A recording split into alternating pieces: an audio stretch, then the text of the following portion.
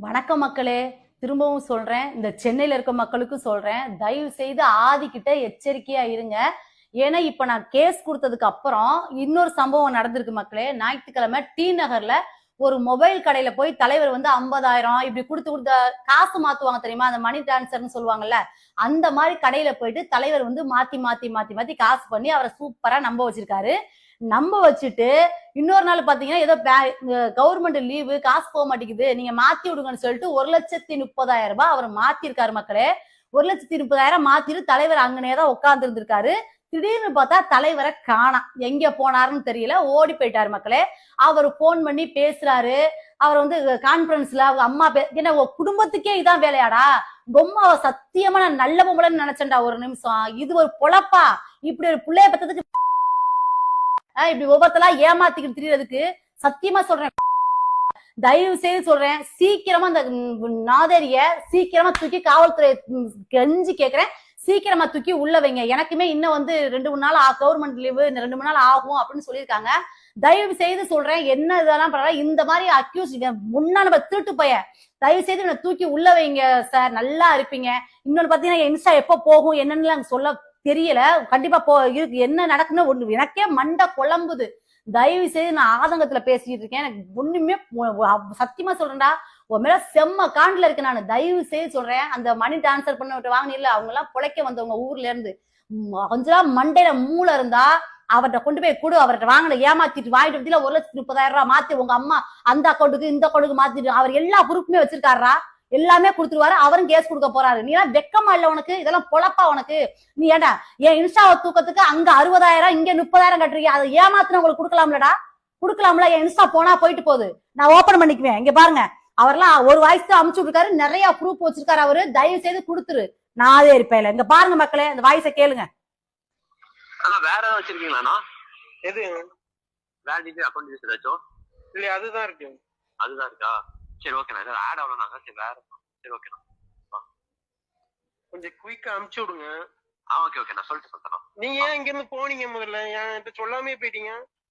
இல்ல நான் போவேன், பக்கத்து ஹாஸ்பிட்டல் ஃப்ரெண்டு பார்க்க வந்தேன், அவ்வளவுதான். நான் கொஞ்சம் அமுச்சு விட்டு தான் நீங்க போயிருக்கணும். நான் உங்களை வெயிட் பண்ணிட்டு கிடக்குறேன், நீங்க போயிட்டீங்க. பேக் நான் வந்துட்டு இருக்கலாம். நீங்க பாருங்க இப்படி நடிச்சிட்டு இருக்கீங்க. ஏன்னா எனக்கு படபடன்னு வருது, நான் இப்ப சாப்பிட போகணும். எனக்கு நீ ஏன் இப்படி பண்ணீங்க? நான் உடனே அனுப்பு, பணம் வந்து கேஷ் பண்ணி தானே பண்ணணும். ஆமாமா, அதான் வந்துட்டு உங்க பணத்தை அனுப்பிச்சு விடுங்க. நீங்க அனுப்பிச்சு விட்டு தானே போயிருக்கணும். நான் சாப்பிட பொண்ணு கூட சொல்லிக்கிட்டே இருந்திருக்கேன், என் வீட்டு போயிட போன் போட்டுக்கிட்டே இருக்காங்க.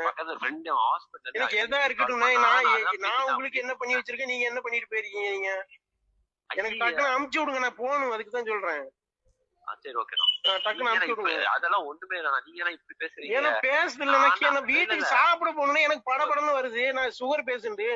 புரியுது. நான் உங்களுக்கு அதுதான் நானே போன் அடிச்சேன். ஆனா இந்த ஹாஸ்பிட்டல் பக்கத்துல நீங்க கொஞ்சம் பணத்தை அமுச்சு விட்டு நீங்க போயிருந்தீங்கன்னா எனக்கு பிரச்சனை இல்ல, நான் என் பாட்டுல போயிருப்பேன்ல. சரி ஓகேண்ணா. ஏடா உன்னை நம்பினவங்களுக்கு இப்படிதான் பண்ணுவியா? அறிவுங்கிறது வேலை செய்யாதா? ஏடா சத்தியமா சொல்றேன் மக்களே, தயவு செய்து இந்த மாதிரி ஆள்கிட்ட உஷாரா இருங்க. இன்னும் சென்னையில நிறைய பேரை ஏமாத்திருக்கான். இப்ப போய் நான் டி நகர்ல போய் அந்த மனுஷனை நான் பாத்துட்டு வரேன். அவ்வளவு பாவமா இருக்கு, அவ்வளவு ஒரு நல்ல மனுஷனா இருக்காரு அவர். அவர்லாம் ஏமாத்தவனுக்கு எப்படா மனசு வருது? நல்ல ஜென்மமா இருந்தா எனக்கு தான் வந்துட போகுது, கொண்டு போய் குடுறா நான் இருப்பேல அவர் பணத்தை. ஏடா குடும்பமே சேர்ந்து இந்த வேலை தான் செய்யறீங்களா?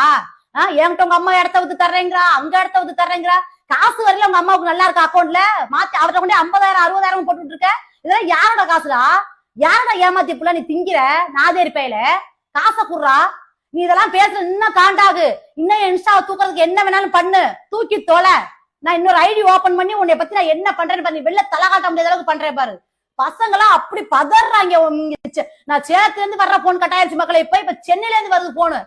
சென்னையில இருந்து பசங்க பூரா எப்படி பண்ணிட்டான் இப்படி பண்ணிட்டாரு, இங்க இருந்து வேற வருது. எப்படா நீ ஆளு நாய் நக்கல மாதிரி இருந்துகிட்டு எத்தனை வேணா நீ ஏமாத்துன எடுபட்ட பையல. இப்போ இந்த வீடியோவை தாமரை செல்வி தான் ஷேர் பண்ணியிருக்காங்க. அதாவது சின்ன மருமகள் சீரியல்ல தமிழ்ச்செல்வி கேரக்டர்ல நடிச்சிட்டு வர ஸ்வேதாவோட கணவர் ஆதி தாமரை கிட்ட இருந்து காசு நகையெல்லாம் வாங்கி ஏமாத்திட்டாரு அப்படின்ற மாதிரி சொல்லி ஒரு வீடியோவை வெளியிட்டிருந்தாங்க. அதை தொடர்ந்து ஆதி நிறைய பேர் இந்த மாதிரி ஏமாத்தி இருக்காரு அப்படின்னு சொல்லி பல ஆதாரங்களை வெளியிட்டிருந்தாங்க. இப்போ சென்னையிலையும் ஆதி ஏமாத்த ஆரம்பிச்சிட்டா, இவனெல்லாம் நம்பி யாருமே ப்ரமோஷனுக்கு கூப்பிடாதீங்க அப்படின்ற மாதிரி எல்லாம் சொல்லி தாமரை செல்வி இந்த வீடியோவை வெளியிட்டிருக்காங்க. இப்போ இந்த வீடியோ தான் சோஷியல் மீடியாவில் வைரல் ஆகிட்டு வருது. இந்த வீடியோவை பற்றி உங்களோட கருத்துக்களை கமெண்ட்ல சொல்லுங்க. அண்ட் இந்த மாதிரியான அப்டேட்ஸ்க்கு நம்மளோட சேனலை சப்ஸ்கிரைப் பண்ணிக்கோங்க.